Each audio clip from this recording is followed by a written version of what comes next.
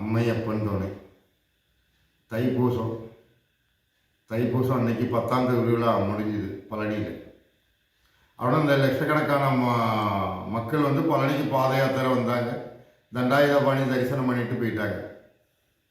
ஆனால் அந்த தண்டாயுதபாணி என்ன பொருள், இல்லை குமாரசாமி, சின்ன குமாரசாமி என்ன பொருள்?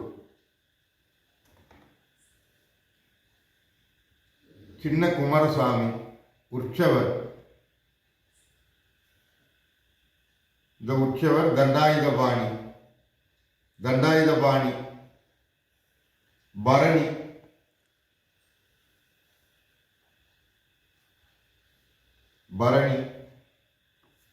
தண்டாயுத பரணி.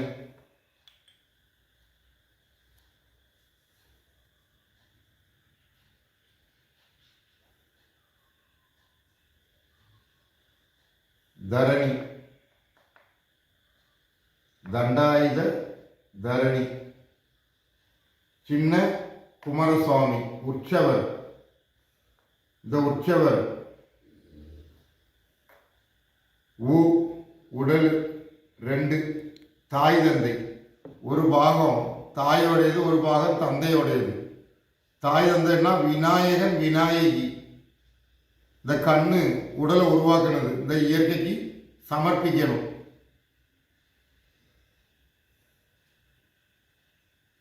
கற்றவர் இந்த உற்சவர்.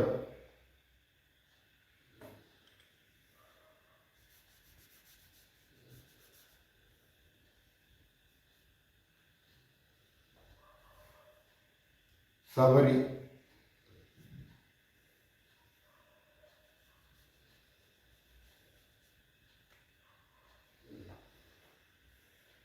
சபரி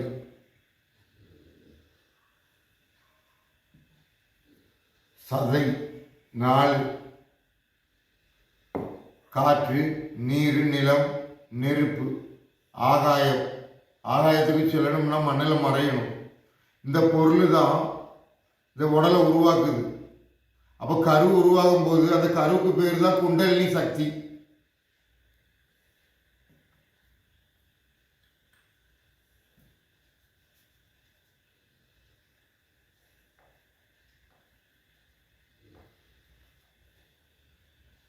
கண்.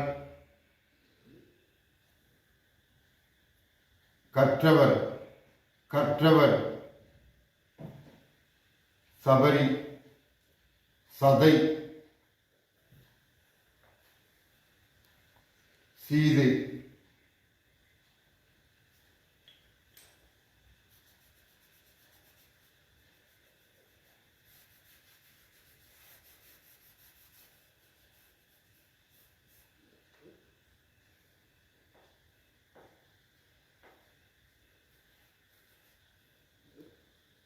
தாசா.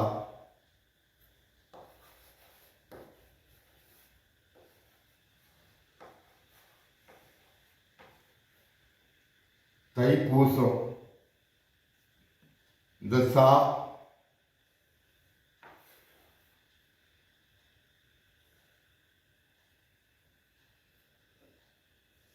ஓம் ஹரி ஓம்.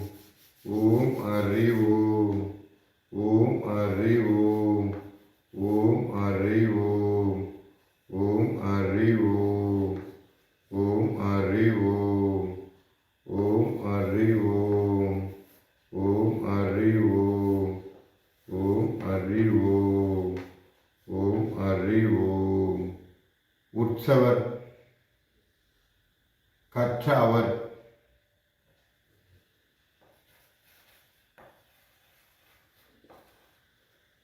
கண்.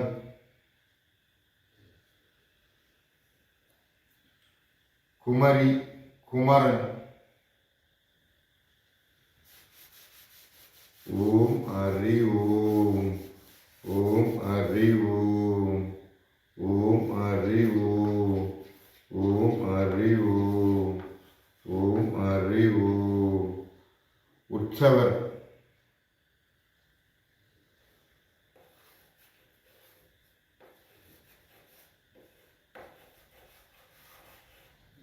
விஷ்ணு, விஷ்ணு என்றால் எங்கும் நிறைந்திருக்கிற பொருள் விஷ்ணு. ஓம் ஹரி ஓம். ஓம் ஹரி ஓம். ஓம் ஹரி ஓம். ஓம் ஹரி ஓம். ஓம் ஹரி ஓம். ஓம் ஹரி ஓம். ஓம் ஹரி ஓம். ஆவிநாசி.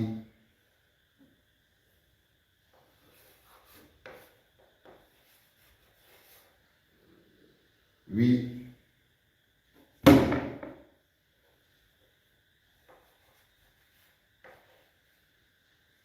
நா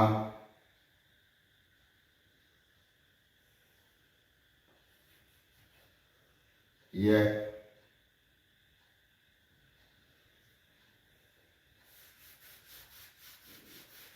ஓம் ஹரி ஓம்.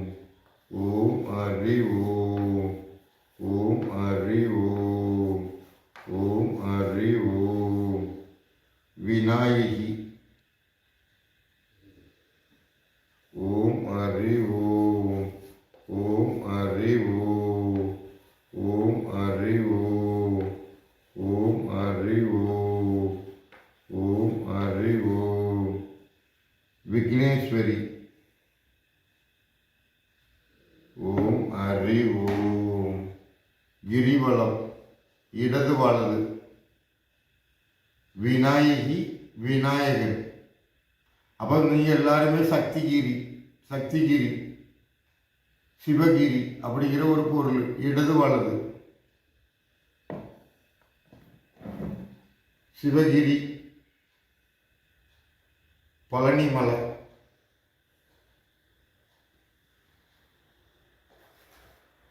கண்பதி. இடும்பன் தாய் தந்தை, அதாவது இரு கண்ணு தான் அந்த ரெண்டு மலை. அது ஒவ்வொரு மனிதனும் அந்த ரெண்டு மலை என்பது இந்த கண்ணை தான் குறிக்கும். காவடி காவடி என்பது ஒரு மனிதனோட தலையை குறிக்கும். இந்த பொருள் அழியக்கூடாது. இதுதான் தண்டாயுதபாணியோட கதை.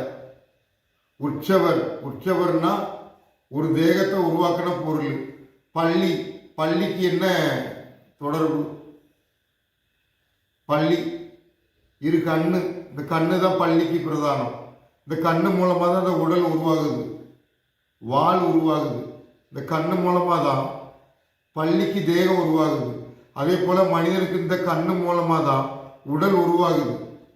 ஆனால் மனிதன் கற்றுக்கிட்டது என்னென்னா, உடல் எல்லாம் உருவான பிறகு இந்த தலை உருவாகுச்சு, இதெல்லாம் உருவான பிறகு இது உருவாகுச்சு. இதை வச்சுட்டு தான் மனிதன் மூன்றாவது கண்ணை தேடுதான். இங்கே மூன்றாவது கண் உடல் தான். மூன்றாவது கண் உடல், கரு, குண்டலினி சக்தி இப்படிங்கிற ஒரு பொருள். ஆனால் லட்சம் பேர் இந்த பழனிமலை கிரிவலம் சுற்றி இருப்பாங்க. ஆனால் இதே மனோமணி அம்மா கிட்ட இருந்து நானும் போயிருந்தேன். இடது பக்கமாக கிரிவலம் சுற்றினேன். பழனிமலை திருவண்ணாமலைக்கு போனாலும் இடது பக்கமாக தான் கிரிவலம் சுற்றுவேன். ஆனால் எல்லாரும் வலது பக்கமாக கிரிவலம் சுற்றுவாங்க. அண்ணாமலையாருக்கு அரோகரா, உண்ணாமலை அம்மனுக்கு அரோகரா, ஓம் நமச்சிவாய அப்படின்னு திருவண்ணாமலையை எல்லாரும் கிரிவலம் சுற்றுவாங்க வலது பக்கமாக. அண்ணாமலையை நினைத்தால் முக்தி திருவண்ணாமலை. ஆனால் நான் திருவண்ணாமலை இடது பக்கமாக தான் கிரிவலம் சுற்றுவேன். அதே போல் பழனியில் எல்லாரும் வலது பக்கமாக தான் கிரிவலம் சுற்றுவாங்க, நான் இடது பக்கமாக சுற்றுவேன். ஆனால் இடது பக்கமாக சுற்றி பாத விநாயகர்கிட்ட வரும்போது அந்த பார்கடலில் பள்ளி கொண்டிருக்கிறவரை விநாயகருக்கு பின்னாடி மகாவிஷ்ணுவை பார்க்கலாம். நான் நேராக போகும்போது நான் பார்ப்பேன், ஆனால் நீங்கள் பார்க்க இயலாது. ஆனால் வலது பக்கமாக சுற்றினா பார்க்க இயலாது. இடது பக்கமாக சுற்றி மகாவிஷ்ணுவை பார்க்க முடியும். அப்படிங்கிற ஒரு பொருள் இந்த பழனி. தண்டாயுதபாணின்னு சொன்னால் ஒரு மனிதனோட தேகம் உடல். சந்திரன் அரி. ஒரு மனிதனோட உடல் என்பது அரி, இதை அழியக்கூடாது.